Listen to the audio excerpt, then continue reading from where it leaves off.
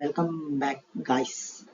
ಇವತ್ತೇನ್ ನೋಡ್ತಾ ಇದೀವಿ ಅಂದ್ರೆ ಇಂಡಿಯಾನೇ ಮತ್ತೊಂದು ಲಾಕ್ಡೌನ್ಗೆ ಹೋಗೋ ಸ್ಥಿತಿ. ಅಂದ್ರೆ ಈ HMPV ವೈರಸ್ ಔಟ್ಬ್ರೇಕ್ ಬಗ್ಗೆ ಮತ್ತೆ ಅದ್ರ ಸಿಂಟಮ್ಸ್ ಡಯಾಗ್ನೋಸಿಸ್ ಬಗ್ಗೆ ಸ್ವಲ್ಪ ತಿಳ್ಕೊಳ್ಳೋಣ.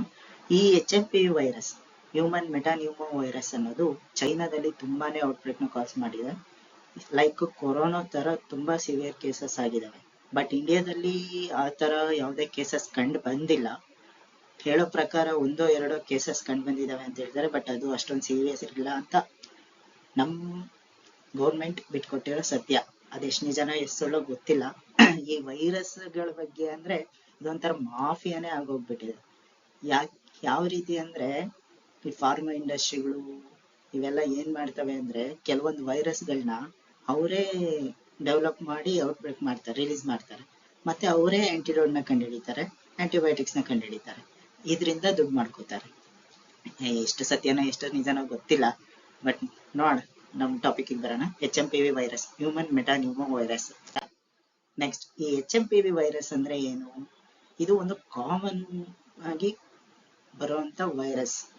ಈ ಬೇಸಿಕಲಿ ಕಾಮನ್ ಆಗಿ ಬರುವಂತ ವೈರಸ್ ಅಂತ ಹೇಳ್ತಿದ್ದಾರೆ.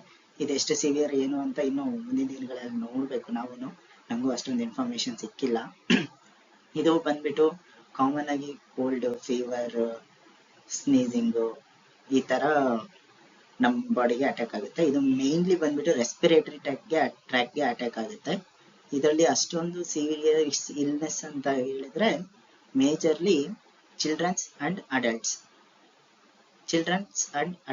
Over the 65 years. ಯಾರ ಹತ್ರ ಹ್ಯೂಮನ್ ಸಿಸ್ಟಮ್ ವೀಕ್ ಇರುತ್ತೋ ಅವ್ರಿಗೆ ಇದು ಮೇಜರ್ ಆಗಿ ಕಾಸ್ ಮಾಡುತ್ತೆ ಅಂತ ಹೇಳ್ತಾರೆ. ನೆಕ್ಸ್ಟ್ ಬಂದ್ಬಿಟ್ಟು ಸಿಂಟಮ್ಸ್. ಈ ಹ್ಯೂಮನ್ ಮೆಟಾನ್ಯೂಮೋ ವೈರಸ್ ನ ಸಿಂಟಮ್ಸ್ ಬಂದ್ಬಿಟ್ಟು cough, fever, runny nose, sore throat, wheezing, short. Common ಆಗಿ ಫೀವರ್ ಬಂದ್ರೆ ಜ್ವರ, ತಲೆನೋವು, ಕೆಮ್ಮು, ನೆಗಡಿ, ಮೂಗ್ ಕಟ್ಟೋದು ಈ ತರ ಸಿಂಟಮ್ಸ್ ಇದರಲ್ಲಿ ಕಾಣಿಸುತ್ತೆ.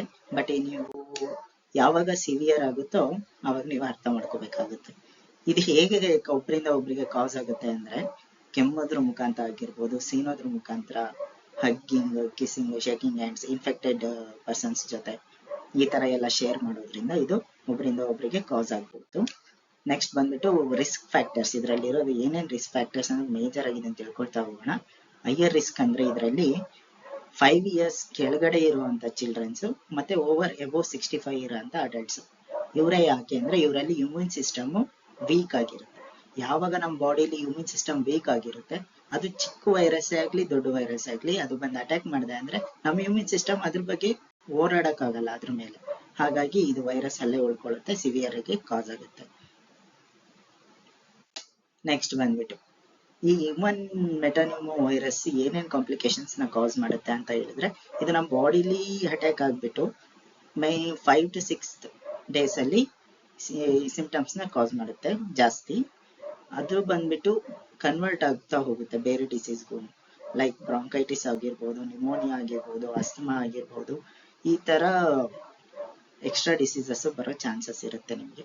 ಮುಂಚೆನೆ ಈ ಡಿಸೀಸಸ್ ಅಂದ್ರೆ ನೀವು ಸ್ವಲ್ಪ ಕೇರ್ಫುಲ್ ಆಗಿರ್ಬೇಕಾಗುತ್ತೆ. ನೆಕ್ಸ್ಟ್ ಬಂದ್ಬಿಟ್ಟು ಹೇಗೆ ಇದನ್ನ ಡಯಾಗ್ನೋಸ್ ಮಾಡ್ತಾರೆ ಅಂತ. ನಾರ್ಮಲ್ ಬ್ಲಡ್ ಟೆಸ್ಟ್ ಇಂದನೂ ಕಂಡುಹಿಡಿಬಹುದು, ಸ್ವಾಬ್ ಟೆಸ್ಟ್ ಇಂದನೂ ಕಂಡುಹಿಡಿಬಹುದು, ಬ್ರಾಂಕೋಸ್ಕೋಪಿ, ಎಕ್ಸ್ರೇ ಮುಖಾಂತರ ಹೇಗೆ ಅಂದ್ರೆ ನಿಮ್ ಲಂಗ್ಸ್ ಅಲ್ಲಿ ಏರ್ ಟ್ರಾನ್ಸ್ಮಿಟ್ ಆಗ್ತಿದೆ, ಏನಾದ್ರು ಕಫ ಏನಾದ್ರು ಕಟ್ಟಿದೆಯೋ ಆ ತರ ಎಲ್ಲ ಚೆಕ್ ಮಾಡ್ತಾರೆ.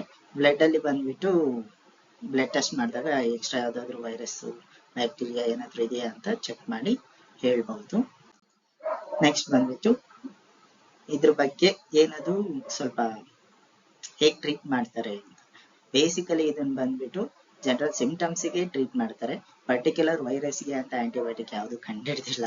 ಇನ್ನೊಂದು ಹೊಸ ವೈರಸ್, ಇದ್ರ ಮೇಲೆ ರಿಸರ್ಚ್ ಆಗ್ಬೇಕು, ಇನ್ನು ಇದಾಗ್ಬೇಕು ಹೇಳ್ತಾರೆ. 2001 ಅಲ್ಲಿ ನಾರ್ವೆಲ್ಲೆಲ್ಲೋ ಒಂದ್ ಸ್ವಲ್ಪ ಔಟ್ಬ್ರೇಕ್ ಕಾಸ್ ಮಾಡಿತ್ತು ಅಂತ, ಅಷ್ಟು ಕ್ಲಿಯರ್ ಆಗಿ ಇನ್ಫಾರ್ಮೇಶನ್ ಇಲ್ಲ.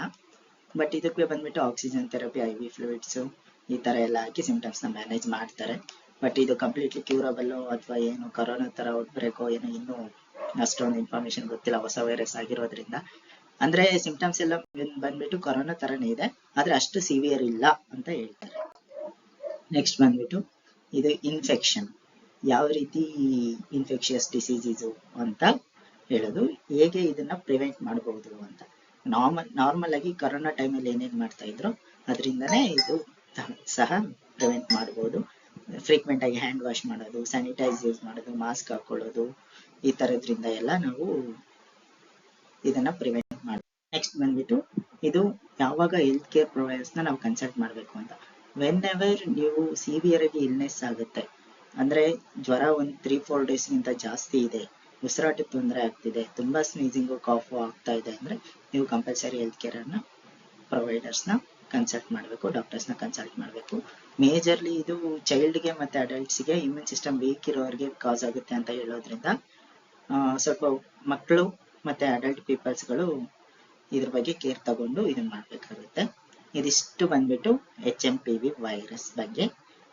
ಇನ್ನು ಇನ್ ಡೆಪ್ತ್ ಆಗಿ ಡೀಟೇಲ್ಸ್ ಗೊತ್ತಾಗ್ತಾ ಇದ್ದಂಗೆ ನಾನು ನೆಕ್ಸ್ಟ್ ವಿಡಿಯೋದಲ್ಲಿ ಹೇಳೋ ಪ್ರಯತ್ನ ಮಾಡ್ತೇನೆ.